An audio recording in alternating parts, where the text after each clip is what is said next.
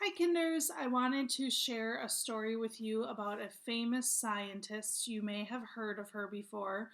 Her name is Jane Goodall, and she studied one animal, and she's kind of famously known for her study of chimpanzees. So, this is a book called The Watcher, Jane Goodall's Life with Chimps, and it's by Jeanette Winter.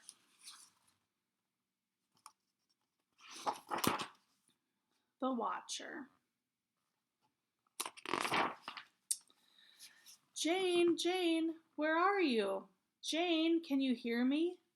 Everyone had been searching for hours and hours, looking for little Valerie Jane Goodall. Then, from the henhouse, Jane came running to her mother, shouting, I know how an egg comes out. At 5 years old, Jane was already a watcher.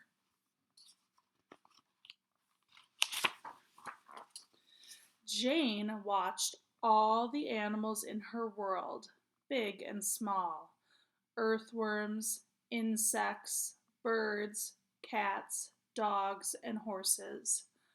Jane quietly watched an English robin at her window for days and weeks.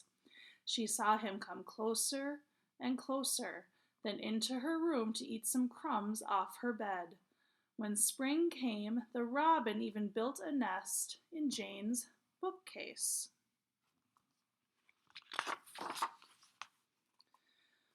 I should mention too, I can't remember if I said this, but Jane Goodall is a real scientist and a real person, so this is a true story. Perched high in her favorite beech tree, Jane read about Dr. Dolittle talking to the animals, and Tarzan living with the apes in Africa. She wanted to go to Africa too and talk to the animals and live with the apes. When Jane's school days were over, she worked and saved to buy a ticket to Kenya. She hid her earnings under the parlor rug for safekeeping. A parlor is an old word for kind of like your living room, a fancy living room. And Kenya is a country in Africa, the continent of Africa. Crossing the ocean, Jane stayed on deck and watched the waves, even when the cold wind blew. She saw all the different blues and greens of the sea and fish that glowed through the dark water. As Jane stepped onto dry land, she closed her eyes in joy. She looked for work with animals. A famous scientist, Lois Leakey, was looking for someone to watch and study chimpanzees to help us understand the animals most like us. Would Jane be interested? Yes, she would. Jane traveled to a place in Tanzania where the chimps lived, Gombe. I wanted to learn things that no one else knew, uncover secrets, she wrote. Tanzania is another country on the continent of Africa. She set up camp far away from any human dwelling. A dwelling is like a home. That first night, Jane lay awake listening to new sounds: the croak of a frog, the hum of crickets, the laugh of the hyena, the hoot of an owl, and looking up at the stars, she knew she was home. At dawn, Jane walked into the forest. Up high, she found a peak to watch from. Every day she climbed to the peak to look for chimps. But though she could hear their pant-hoot calls to one another, she didn't see them. Jane walked down into the forest, hoping a chimp would appear. Still, the cautious chimps stayed hidden. Secretly, they watched Jane. When will I see a chimp? She wondered. Cautious means to be careful. So the chimpanzees are being very cautious. Then Jane fell ill with malaria. Malaria is a disease that you can catch. Lying in her tent, burning with fever, she almost lost hope. But when the fever left her body, she tried again to get close to the chimps.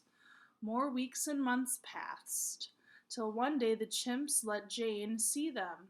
She stayed in the background, never hid, acted uninterested, and quietly watched. Now Jane watched every day, all day, even huddled in the rain. She saw the chimps accept the rain, not look for shelter as we do, and she kept notes about it all. You have to be patient if you want to learn about animals, she wrote. That's good advice. If you want to learn about animals, you should be patient. Some nights, Jane even slept on the peak to be near the tree where the chimps were sleeping. She woke at dawn and saw them slowly rise from their nests, sit for a spell, then go off to find food.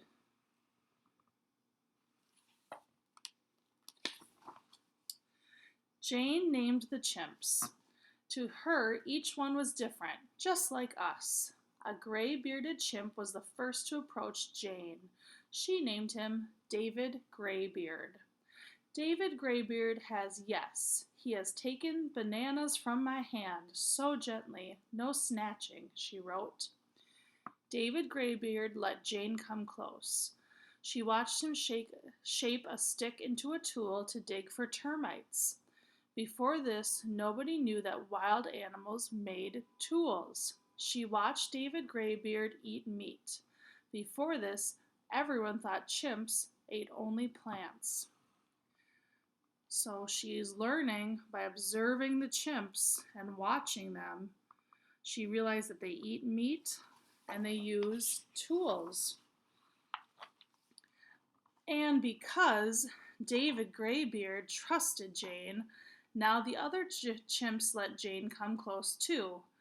Chimps all around me, what a day. Chimps near, chimps far, old men, young men, ladies, children, babies, teenagers, a lot, she wrote. One important thing when you're a scientist is you have to keep really good notes. And so Jane Goodall would record her observations all the time so that she could go look back and see if there's anything, any patterns or anything. Jane watched the chimps when they were happy. She saw them hold hands and hug and kiss and laugh, just like us. Here she is, writing her notes. Jane watched the chimps when they were angry or scared and their hair stood on end. She saw them swagger and throw tantrums and kept out of the way. Jane watched the chimps at the Kakombe waterfall, leaping and swinging in awe and wonder at the tumbling water.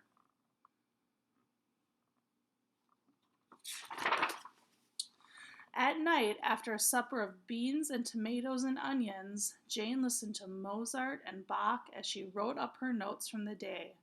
Years of notes were piled high everywhere. Jane needed help, and so assistants came to watch and write. Look at all of her notes that she took, all the piles. That's a lot of observing. One day, Jane sadly left Gombe. All across Africa, forests were being cut down and the chimps were losing their home. Poachers were shooting grown chimps and kidnapping their babies to sell to laboratories, to the circus, and as pets.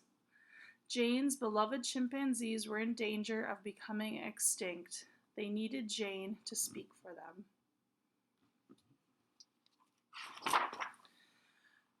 Jane hated to leave her friends, but she knew she must. She traveled to big cities and small towns the world over, month after month, year after year, asking for help to save the chimps and their forests. Jane returned to the forest of Gombe whenever she could. She climbed up to the peak, calling hello to the streams and hills and trees, David Graybeard at her side. He's still her good buddy. Jane watched and listened again to the pant-hoot calls of her friends, and when she went back to civilization to speak out for the chimps, Jane carried with her the peace of the forest.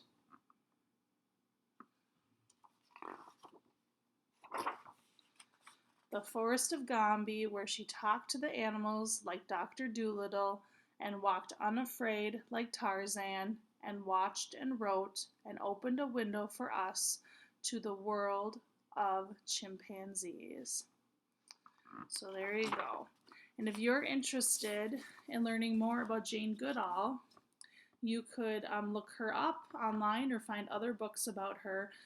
She's a real person, and she is just known all over the world for her love of chimpanzees and being able to teach us all more about chimpanzees. So, and if you want to be a scientist like Jane Goodall, one important thing to do is to take a lot of notes and to observe and watch. So there you go. There's the story of Jane Goodall. Have a good rest of your day. Bye.